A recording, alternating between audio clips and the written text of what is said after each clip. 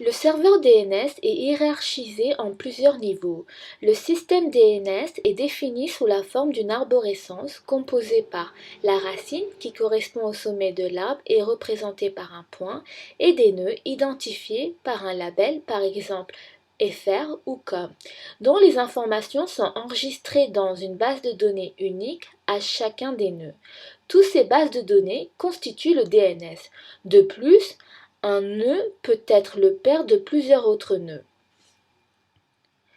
La lecture d'un nom de domaine dans l'arbre s'effectue de droite vers la gauche et chaque niveau de l'arbre est séparé par un point.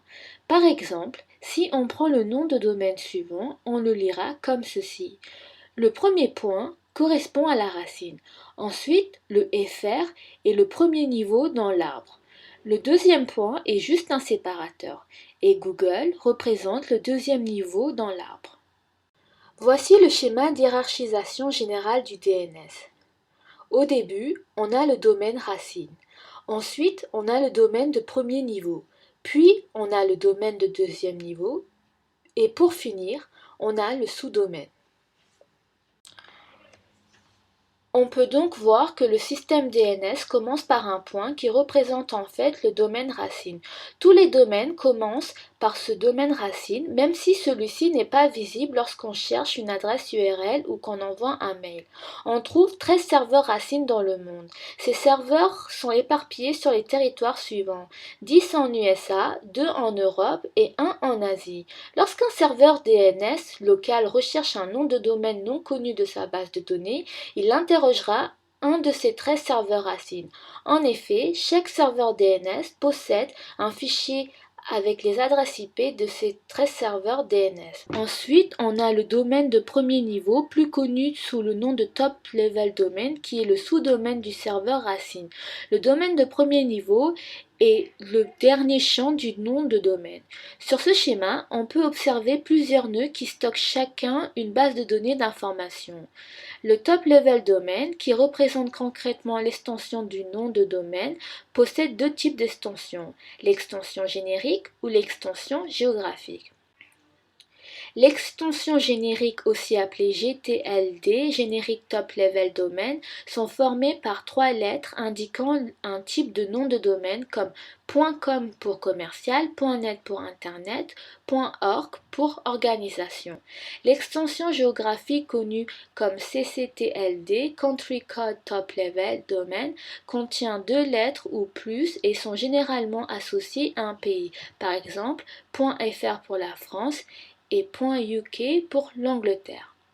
Puis on accède au domaine de deuxième niveau. C'est ici qu'on trouve le plus souvent les noms de domaine, c'est-à-dire les noms des pages internet souhaitées. Et enfin, si on le souhaite, on peut ajouter des sous-domaines à notre nom de domaine.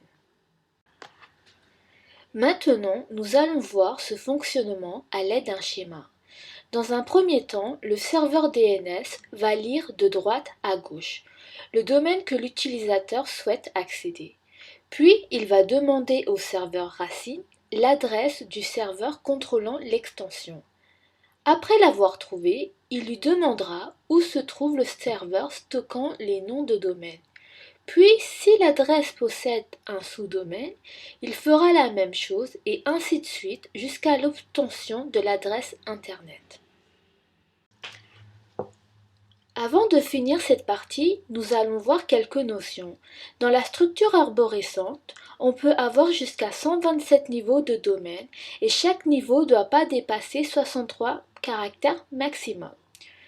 Pour éviter de refaire la même simulation à chaque demande, les adresses IP ayant déjà été visitées par l'utilisateur sont mémorisées dans les caches du navigateur et sur le serveur DNS. Dans ce cache, on trouve les liens entre chaque nom de domaine et les adresses IP. Dans cette partie, vous avez vu les fonctionnalités et les particularités du DNS. Dans la suite du cours, vous allez découvrir les différents types de serveurs DNS ainsi que les modes de résolution des requêtes DNS.